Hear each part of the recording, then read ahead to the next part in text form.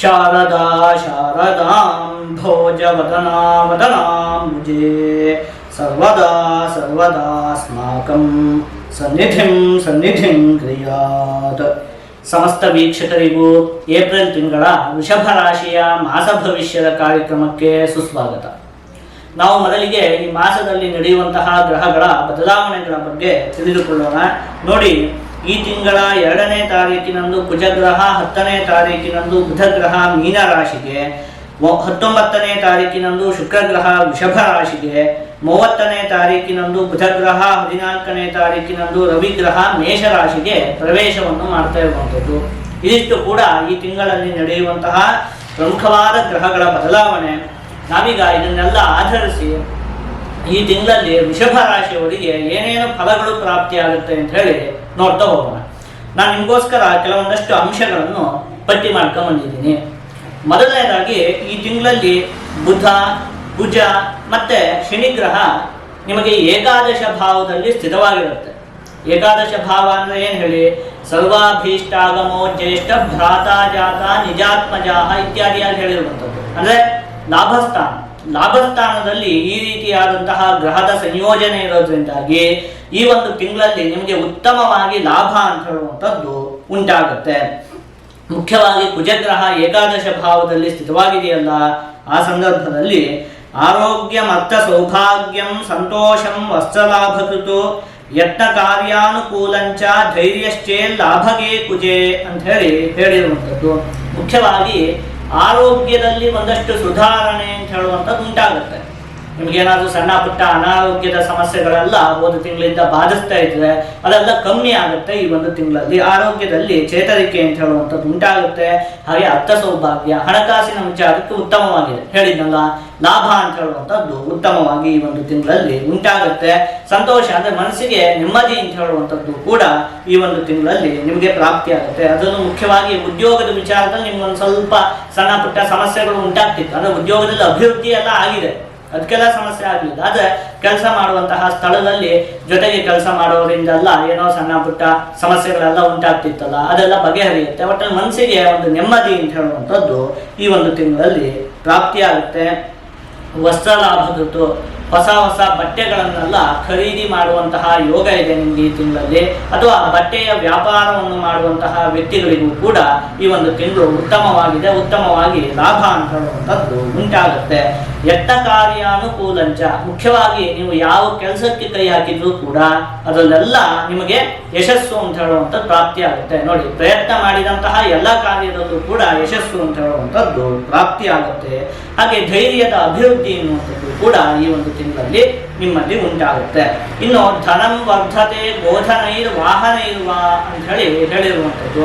ಅಂದ್ರೆ ಮುಖ್ಯವಾಗಿ ಈ ಪಶು ಸಂಗೋಪನೆಯನ್ನು ಮಾಡ್ತಾ ಇರುವಂತಹ ವ್ಯಕ್ತಿಗಳಿಗೆ ಅಥವಾ ಹೈನುಗಾರಿಕೆಯನ್ನು ಮಾಡ್ತಾ ಇರುವಂತಹ ವ್ಯಕ್ತಿಗಳಿಗೆ ಉತ್ತಮವಾಗಿ ಲಾಭ ಅಂತ ಹೇಳುವಂಥದ್ದು ಉಂಟಾಗುತ್ತೆ.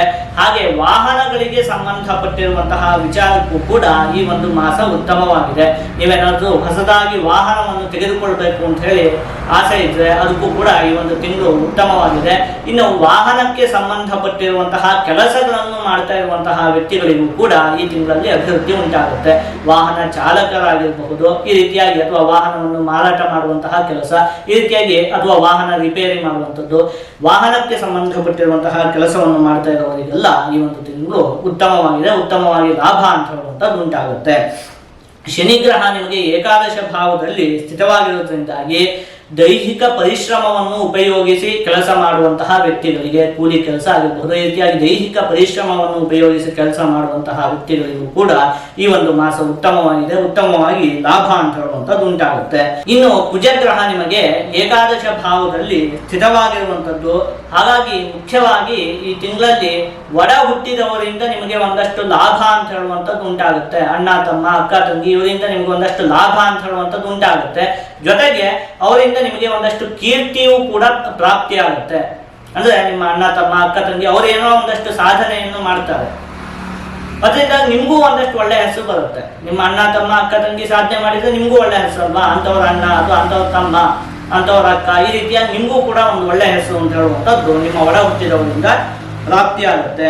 ಇನ್ನು ನೀವು ಮಾಡುವಂತಹ ಕೆಲಸ ಕಾರ್ಯಗಳಲ್ಲಿ ಕುಟುಂಬದ ಸಂಪೂರ್ಣ ಸಹಕಾರ ಅಂತ ಹೇಳುವಂಥದ್ದು ಪ್ರಾಪ್ತಿಯಾಗುತ್ತೆ. ನೀವೇನು ಮಾಡಿದ್ರು ಕೂಡ ನಿಮ್ಮ ಕುಟುಂಬದ ಸಹಕಾರ ಅಂತ ಹೇಳುವಂಥದ್ದು ಈ ತಿಂಗಳಲ್ಲಿ ನಿಮಗೆ ಪ್ರಾಪ್ತಿಯಾಗುತ್ತೆ. ರವಿಗ್ರಹ ನಿಮಗೆ ದ್ವಾದಶ ಭಾವದಲ್ಲಿ ಸ್ಥಿರವಾಗಿರುವಂಥದ್ದು, ಉಚ್ಚವಾಗಿ ಸ್ಥಿರವಾಗಿದೆ. ಹಾಗಾಗಿ ಒಂದಷ್ಟು ವ್ಯಯ ಉಂಟಾಗುತ್ತೆ.